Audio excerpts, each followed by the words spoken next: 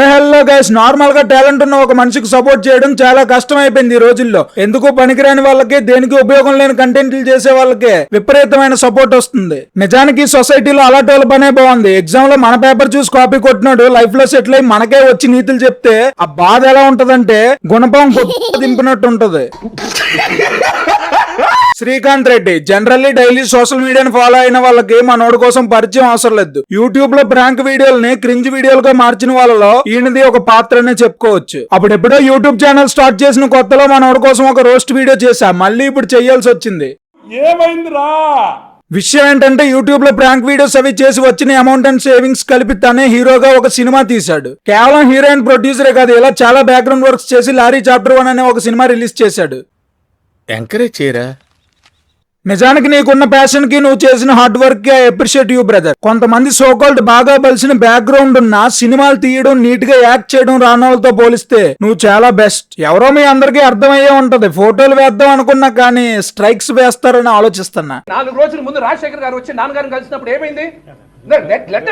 తన తీసిన సినిమాకి ప్రమోట్ అండ్ సపోర్ట్ చేసే వాళ్ళ కంటే వీడిని ఒక పిచ్చోళ్ళ చేతకాని వాళ్ళ చూసే వాళ్ళే ఎక్కువ మంది ఉన్నారు. ఇలాంటి వాళ్ళందరినీ తగులుకోవడమేగా మనలా రోస్టింగ్ చేసే వాళ్ళ పని. అందరినీ ఇదే వీడియోలో రోస్ట్ చేస్తే వీడియోలు ఎంత ఎక్కువైపోద్ది. సో నా సబ్స్క్రైబర్స్ కంఫర్టే నాకు ముఖ్యం. ఒకే మనిషి డైరెక్టర్, హీరో, రైటర్ గా వర్క్ చేసి ఒక మూవీ తీయాలంటే అంత ఈజీ ఏం కాదు, సరదా తీరిపోద్ది. భయ్యా నేను పొగడారని పొంగపోకు, ఏమైనా తేట పని చేస్తే నిన్ను కూడా రోస్ట్ చేయగలం. మా అసోసియేషన్ ప్రెసిడెంట్ మంచన్నకే దిక్కు లేదు. ఆఫ్టర్ ఆల్ నువ్వెంత? అవును మావా, రీసెంట్ గా మంచన్న ఏంటి యూట్యూబ్ లో హడావిడి చేస్తున్నాడు. ఓ అదే, స్నో అన్న ఫ్యామిలీకి అలవాటేగా ఎప్పుడు ఏదోలా హడావిడి చేయటం. ఈసారి యూట్యూబర్స్ భయపడ్డారు. ఈ కాంట్రవర్సీ కోసం చెప్పాలంటే స్పెషల్ గా ఒక వీడియో చేయాలరా. వీడియో నీ స్టైల్లో నువ్వు చేయగానే టైటిల్ మాత్రం ఆపరేషన్ మంచు అని పెట్టు. దెబ్బలు తినాలంటేనే తీస్తారా సినిమా? యూట్యూబ్ లో ఫ్రాంక్ వీడియో లేసి ఆయన మొత్తం దెబ్బలు. ఫస్ట్లీ ఫ్రేమ్ లో ఉన్న ఇద్దరులో ఒకటి నాకు తెలుసు, శ్రీకాంత్ రెడ్డి. ఆ మిగిలినోడు ఎవడో నాకు తెలియదు, మీలో ఎవరికైనా తెలిస్తే చెప్పండి మామ. ఫ్రాంక్ వీడియో లేసి ఆయన మొత్తం దెబ్బలు తిన్నాడు. ఓకేనా?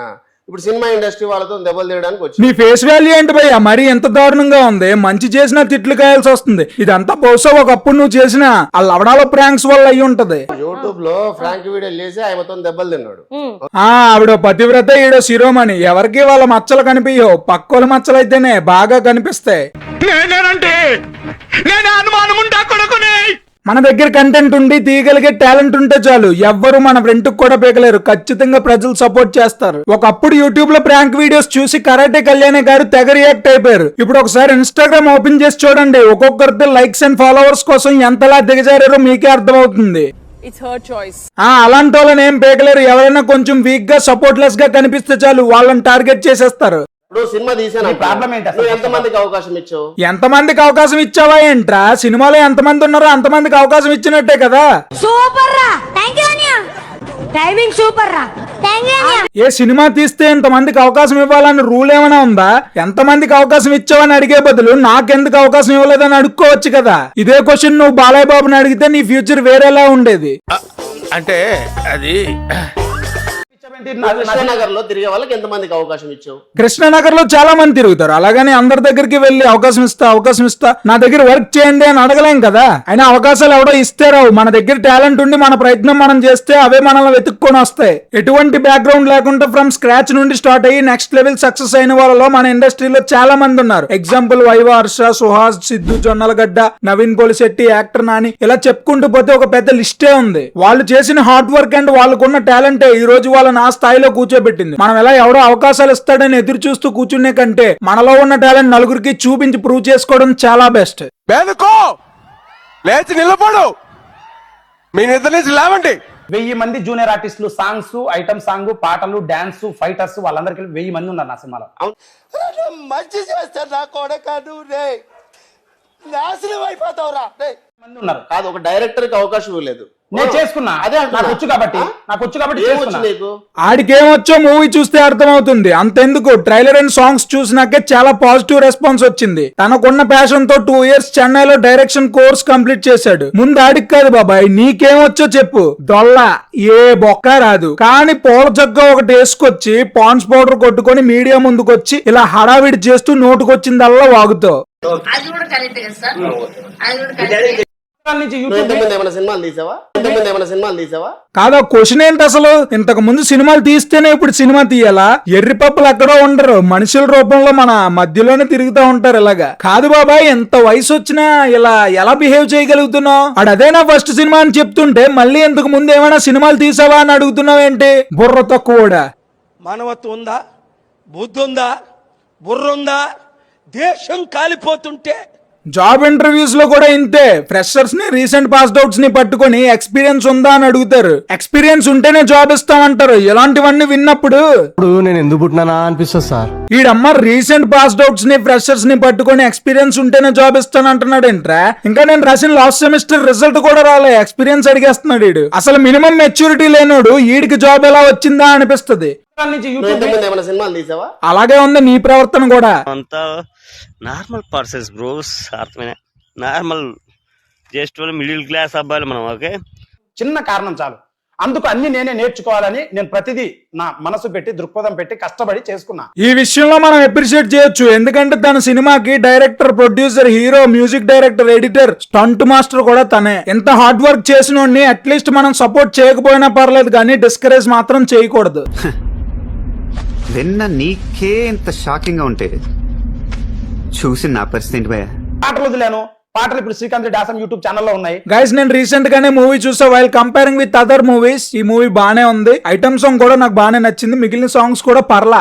అది ఉండాలి, దాంతో పాటు ఇది ఉండాలి. పాట ఏంది నాకు అర్థం కాదు. అదేంది సాంగ్ ఏంది అసలు? నేను నిన్ను చూసినప్పుడే అనుకున్నా బాబాయ్, నీకు మెచ్యూరిటీ లెవెల్స్ చాలా తక్కువ అని. ఒక సాంగ్ అర్థం కానోడివి మీడియా ముందుకు వచ్చి సినిమా కోసం మాట్లాడేస్తున్నావు. అయినా నిన్నని ఏం లాభంలే. పెర్ క్యాపిటల్ అండ్ జీడిపి మీనింగ్లు తెలియని ఎంతో మంది పొలిటీషియన్సే ఉన్నారు. అలాంటి తలా తోకలేని నీలాంటి వాళ్ళు ఉండటంలో తప్పు లేదు. మ్యూజిక్ ఏంది? నువ్వు మ్యూజిక్ చేయడం ఏంది?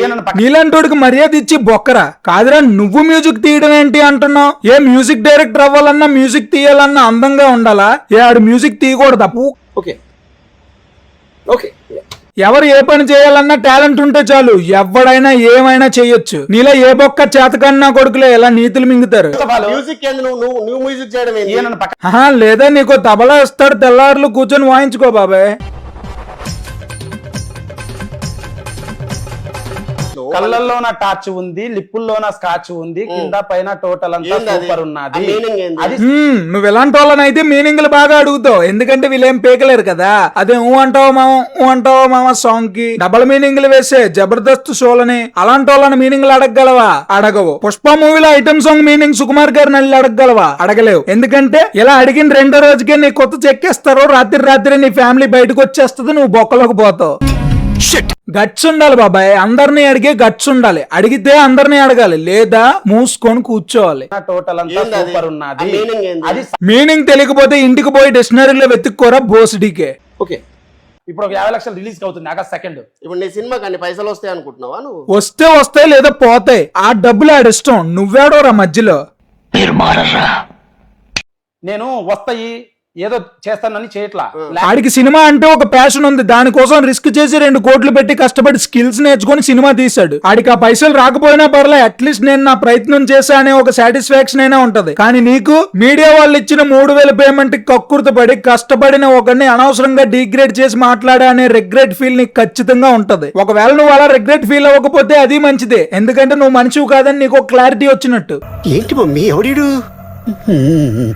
నీ ప్రాబ్లం ఏంటి? మాలాంటి ఆర్టిస్టులను ఇప్పుడు ఓ మై గాడ్, మనోడు ఆర్టిస్టా? ఇప్పటికి వచ్చి నేను ఒక్కసారి కూడా స్క్రీన్ పై చూడలా. ఏ సినిమాలో యాక్ట్ చేసినావన్నా? ఆర్టిస్ట్ అన్నా? అంటే అది ఆర్టిస్ట్ ఉండాల్సిన మినిమం ఎథిక్స్ ఉన్నారా నీకు? నీలాంటి సినిమా తీస్తే మాలాంటి వాళ్ళకి ఎవరికి ఇస్తారా అవకాశం? నేను ఏంటి ఇప్పుడు ఆడి సినిమా తీయడం వల్ల నీకు అవకాశాలు తగ్గిపోతున్నాయి అంటున్నావా? నీలాంటి వాళ్ళు ఎవరో అవకాశాలు ఇస్తారని వెయిట్ చేసి అలా సగం జీవితాన్ని వేస్ట్ చేసుకుంటారు. నీట్ గా యూట్యూబ్ ఉంది, ఒక షార్ట్ ఫిల్మ్ తీసి పెట్టు, నీలో ఉన్న యాక్టింగ్ నలుగురికి తెలిసిపోద్ది. అవకాశాలు ఎవరో ఇవ్వరు బాబాయ్, వాటిని మనమే క్రియేట్ చేసుకోవాలి. ముందు ఇలాంటి పత్తి వ్యాపారాలు ఆపి పనికొచ్చే పనులు ఏమైనా చూడు. నీ ఫేస్ ఎట్లుందో చూసుకున్నావు అసలు?